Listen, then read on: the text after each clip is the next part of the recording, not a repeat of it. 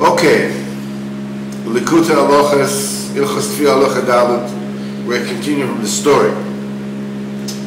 So the Chacham was caught by the people in the Medina of Assyrians, and they asked him, "What is this you're saying about this Gibor?"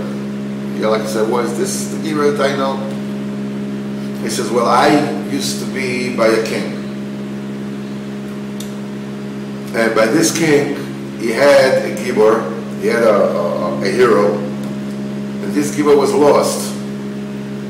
He says, "And if this particular Gibor, this particular conqueror, this is the same one that I know," he says, "Let me tell you something. All that Medina, that country that you rely upon, that you think that they're all gods, it's nonsense, and they are not able to tell you." And he says, "If you listen to me, even more than that. If you're going to trust them, this is going to be your defeat. Finish. Kaputski. Done. Stick a fork into you, you're done." He says, "How do you know?" He says, "Well," it says, "and by that melech, by that king, he had a hand." In other words, he had a picture of a hand with the 5 fingers and with all the lines that appear on the hand. And that hand was really a map.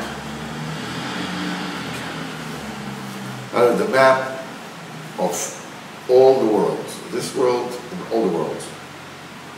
And everything that happened from the creation of the world, and everything that will be until the end of the world. Everything was drawn on that hand. And in the drawing of that hand was the standing of the world with all the details, the way it is on the map.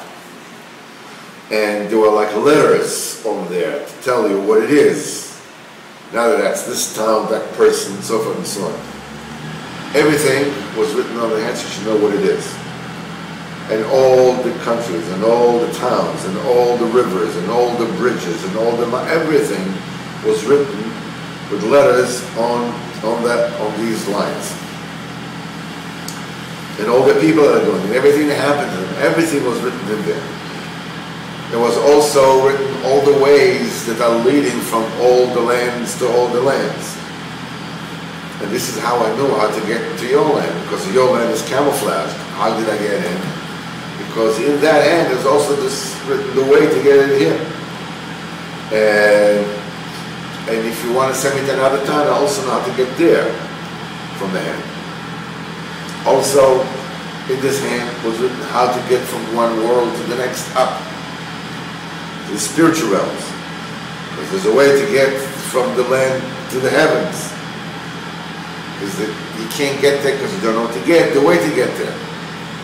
But it's written all the ways from all the worlds. There's a way that Eliyahu and Ovid went to the Shemayim. Moshe Rabbeinu went to the Shemayim, different derech.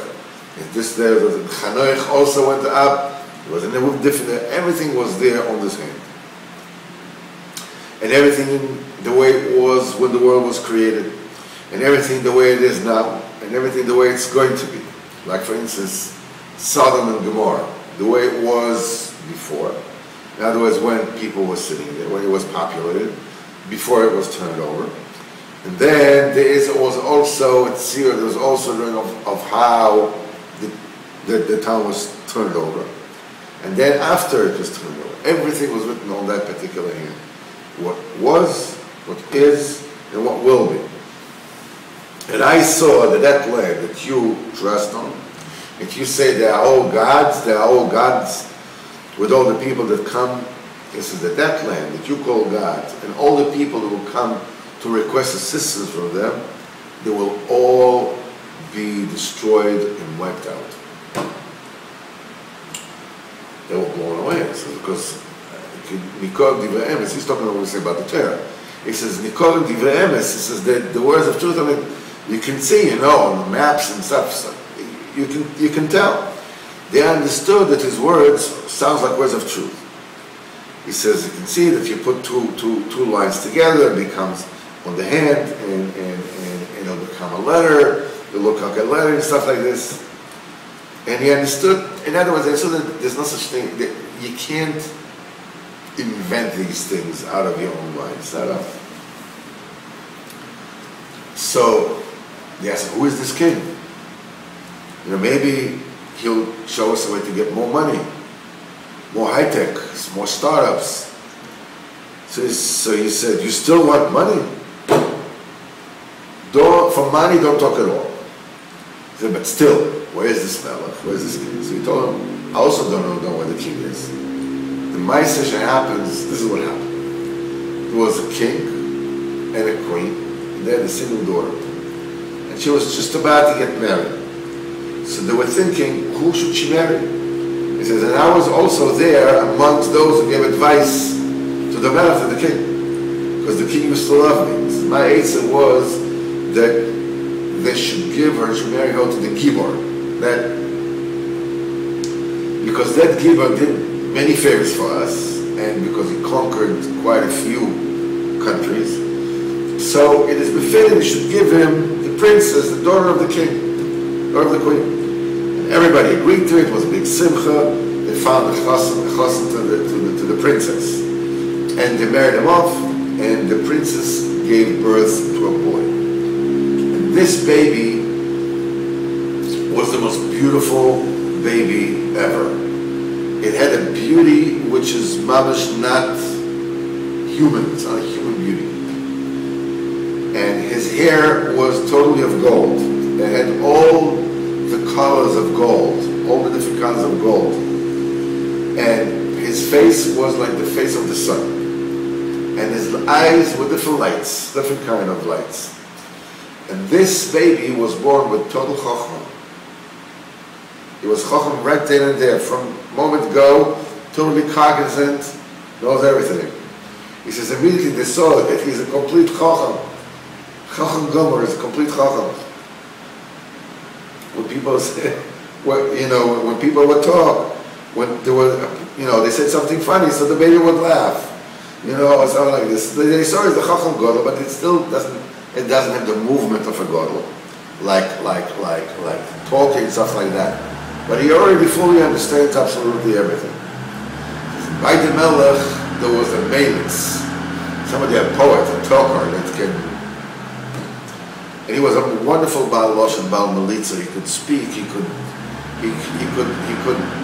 was very poetic, and he could talk and say poetry with tremendous beauty. And he would say all kinds of praises and glorification to the Melech. Now, that poet, that praiser, was a great praiser. Melitz by himself, all by himself. But the king showed him a way how he can elevate himself and attain a chokhmah of melitza, and it made him an extraordinary melitz, even more than before. Now, by the melech, there was also a chokhmah, a wise man. Now, the chokhmah was very wise all his own.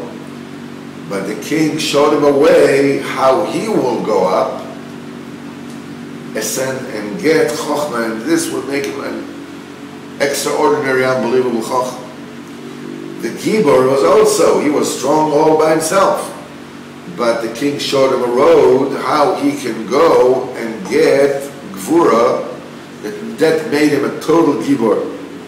This is because there is a sword that is hanging up the air of the world. Because the Midas Gvura, this is a sword that hangs up in the air of the world.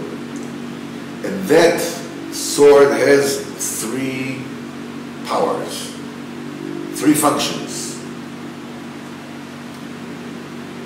When you elevate the sword, everybody runs away. All the generals run away. I mean, they have a defeat, because when the general doesn't run away, all the soldiers run away. But still, those that are there, maybe they'll, they can cut themselves as they start, they fight. But the sword is a double-edged sword. from one, it has two edges. One edge, to one edge, everybody falls. Everybody is. The other edge makes everybody sick. In other words, their flesh melts. It becomes atrophies and it melts. As it is known, this illness, Rahman Islam. Only just the movement, you just move the cherub up or to this side or to that side, it already brings about to the soidim, to the enemy, it brings about those consequences. Each edge according to this. So the king showed the Gibor, the hero, the way, to that sword, and this is how he got his great might. And it says, me also, the king showed me a way to get to my union, and I got what I needed. And the king also had a great friend, a great beloved, person that loved him. That the king and that beloved person who loved each other with tremendous love, tremendous love. I think it was almost impossible they should not see each other. But there was still time when they had to separate. Yeah. So they had pictures of one another. So when they were separated, at least they had the pictures and they would, revive themselves by seeing the picture of each other. And those pictures were of both of them, how the Melech and the friend are together, and that faith, and how they embraced themselves, and they kissed themselves with great love. And there was a segula to these pictures, these surahs, that anybody that would see it would get tremendous love, would acquire tremendous love. Not talking about time chas v'chalim, talk about love, real love. And that oyev nema, that faithful lover, he got the love from a place where the king showed him. And there was a time that they all went, each one went to his place to receive his credit from there. In other words, the Melitz, the poet, and the Gibor, and all the men of the Melech, each one went to his place to renew his koyach.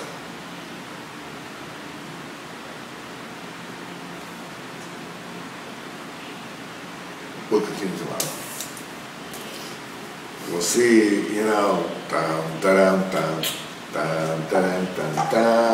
something, then something happened. We'll talk about that tomorrow.